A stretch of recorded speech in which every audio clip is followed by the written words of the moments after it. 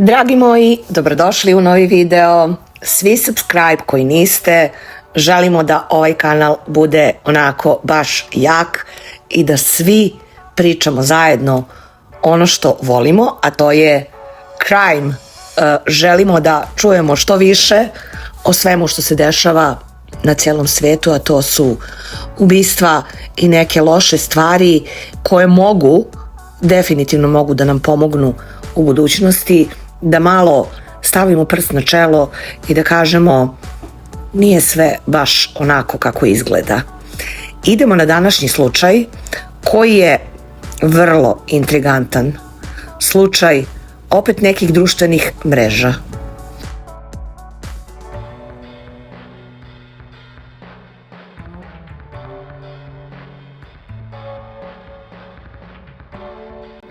Danas započinjemo jednu priču. Kao što vidite, u pitanju je TikTok. U pitanju je dečko koji je rođen u Americi, ali Abu Labah je prva generacija rođena u Americi, ali je bio iz striktne muslimanske porodice. Otac ga je zlostavljao kao malog, tražio je od njega da bude musliman, imao je problem da se uklopi u školi, ali kad je odrastao počeo je sa TikTokom, želeo je prosto da bude poznat i to mu je uspelo. Međutim, pre TikToka, da bi se odbranio od cele te porodice koja je bila toliko striktna, ali je otišao u USA Air Force da bi pobegao od tog zlostavljanja, i kad je postao muškarac zaista je pobegao od porodice zlostavljača, pre svega oca, i on se borio protiv toga jer je rođen u Americi, ali jednostavno nije mogao da se izbori sa takvim vaspitanjem. Nije ni on postao mnogo drugačiji. Jednostavno, kada ste u toj porodici i kada tako razmišljate i kada tako odrastate, u školi to nije mogao, bio je, zlostavljan u svojoj školi, ali nakon toga što je bio u Air Force-u u Americi, upoznao je jako puno ljudi, ali na kraju krajeva, znate kako, ono što vam iz porodice dolazi, to vam je to. Ono što vas nauče do 5., 6., 7. godine, to vam je to. To vam nekako ulazi u glavu i to vam nekako određuje neka moralna pravila za dalji život. I moram da vam kažem ovo, pre nego što je upoznao Anu, o Ani ćemo kasnije, on je bio jako uspešan na TikToku. Jako je dobro imitirao i nekako imao je taj fazon da imitira iz filmova, da imitira Al Pacina, da imitira sve te neke filmove koji su bili jako popularni, i ljudi su ga zavoleli na TikToku i dobio je puno pratioca, a s obzirom da je iz Amerike, sa puno pratioca i puno svega, znači lajkova i komentara, vi dobijate i određenu svotu novca. Tako da je on jako dobro zarađivao, jer je jednostavno bio jako talentovan, to mogu da kažem, i zaista je bio umeo je da imitira, umeo je da odradi stvari kako treba, da ga ljudi zaista zavole na mrežama, da ga zaprate i da on prosto od toga jednostavno može super da živi. Vrlo brzo upoznaje Anu, i Ana je devojka koja je rođena na Filipinima. Njih dvoje se uzimaju i dobijaju dete, ali pre toga on čak i nju ubacuje na TikTok da jednostavno svi vide s kim je on, jer ona je zaista bila jedna nadprosečno zgodna i dobra riba. Prosecution says that you admitted to your mother that you did this and then you pled not guilty. Can you explain that? No, I can't.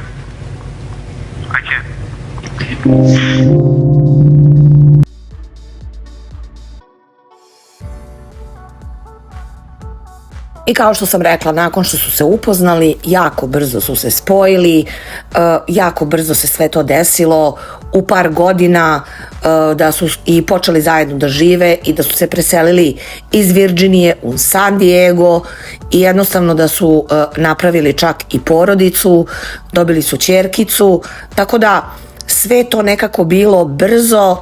Ja ne znam šta je Ana htela, jer ona nije imala papire u Americi, a toliko je bila, ne mogu da kažem samo lepa.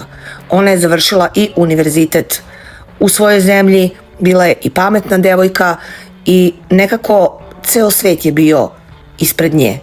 Ali ona se, eto, zalepila za njega, zaljubila u njega, zajedno su snimali TikTokove, super su živeli od toga i jednostavno rodila mu je dete, ali i pre i posle toga veliki problemi su nastali, a to je neslaganje i neka vrsta, da kažem, njegove kontrole nad njom, što ona naravno nije navikla na to.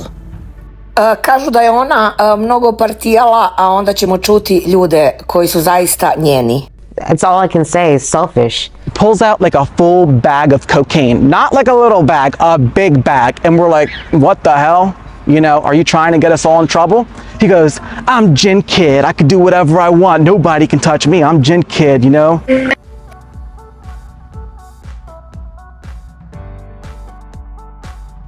I naravno, gde krene jako velika popularnost, krene i droga i sve što ide sa tim. I on je rekao, I'm Jim Kid, tako se zvao njegov profil na TikToku, meni se može šta god hoću, ja zarađujem, ja imam puno para, ja sam poznat. I eto, kako je on postao poznat još više nego na TikToku, čućete sada. I kada je Ana shvatila da to više nije to, ga napustila. I neko vreme su živeli razdvojeni. Tada počinje u stvari cijela priča, tada počinje njegova priča. To su bili videi idealnog para, ali kao što znate na mrežama apsolutno ništa nije idealno i sve što vidite i sve što se prikazuje je jedna velika laž. U trenutku ubistva, a vidjet ćete šta je on uradio, oni su živeli razdvojeno, Ana je živela sa ćerkom u njihovom stanu i on je instalirao na ćerkin laptop jednostavno kameru da vidi ko se kreće, jer bio je toliko posesivan i želao je da zna ko je tu i da li neko dolazi. Kada je shvatio da je neki muškarac u njihovom stanu, on je jednostavno napunio šaržer i krenuo ka tom stanu.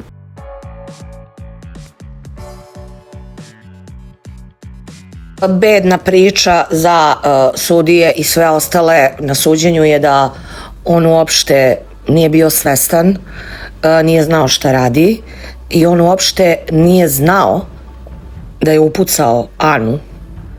Mislim, molim vas, nije znao da je upucao Anu, nije znao da je upucao ženu svoju koja mu je rodila dete.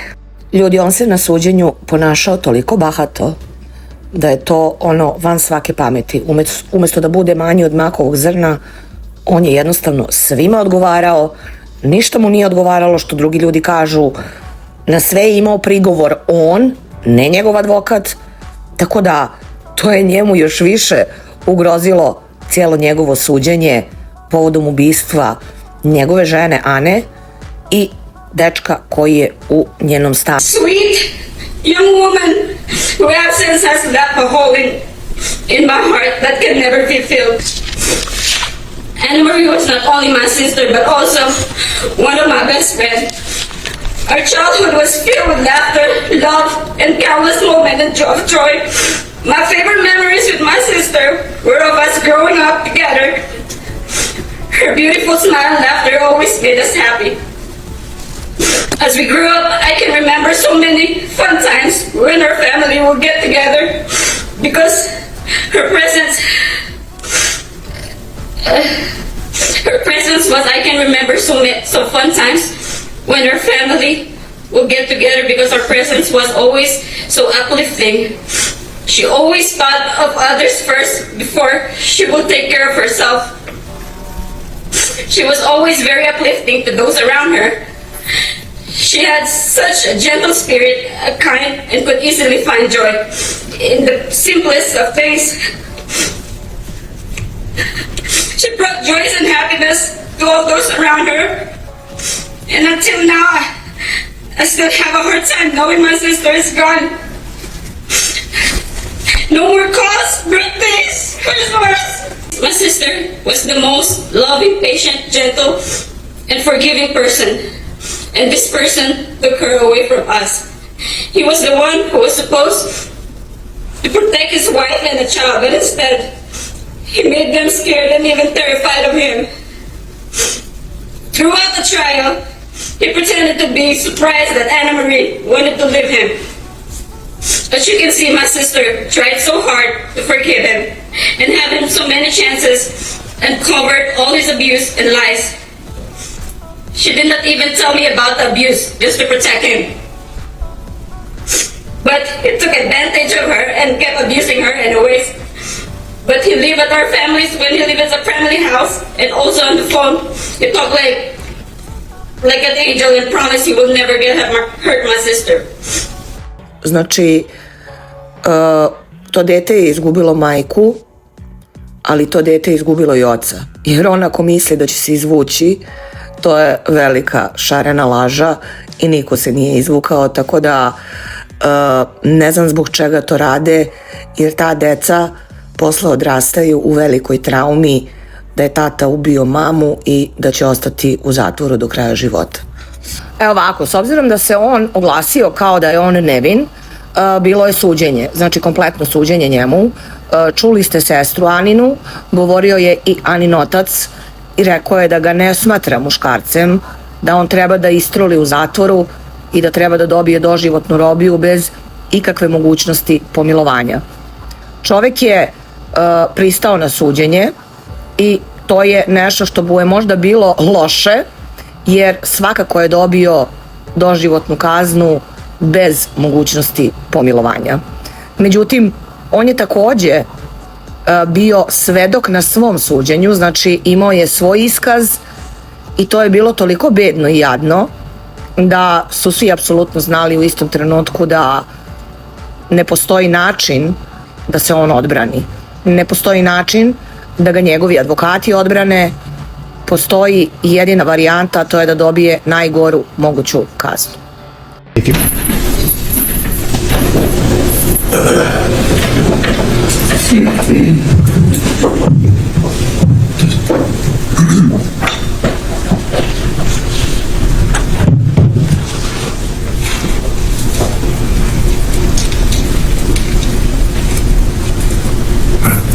Good morning, everyone. In a situation like this, there really isn't much a person can say that can help make things better. I'm proud of that. Throughout this trial, many horrific things were displayed. And as we sat here for weeks having to endure some of the most disturbing audio recordings and video footage, I sat there in silence, listening, watching, and being reminded of the worst moments of my life. Having to hear myself say some of the most vile, shocking, and hateful things to the woman I love was not easy. In fact, I couldn't help but at times close my eyes and cover my ears, because that's not who I am. My behavior was disgusting and completely unacceptable.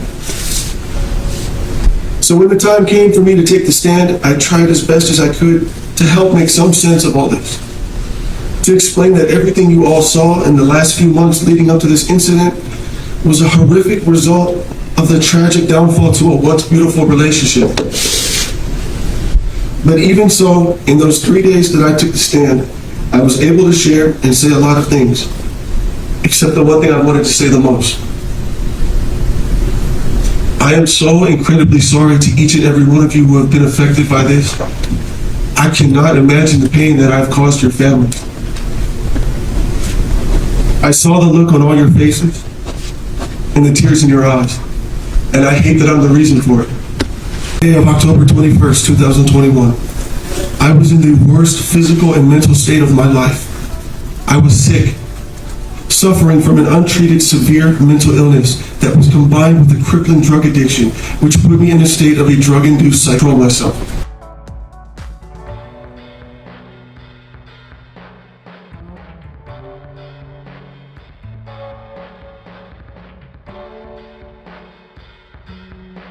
I tako ljudi, bla, bla, bla, do iznemoglosti.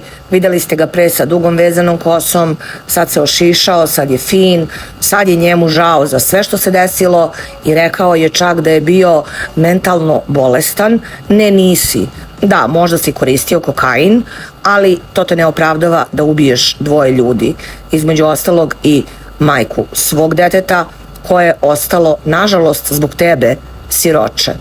Tako da, sve što je on ovo pričao, znači ništa to sudije nisu gledale kao nešto da je njemu žao, jer ti kad uđeš i ispali 6 metaka u glavu dvoje ljudi, mislim to je potpuno jasno zbog čega si došao i šta će se desiti.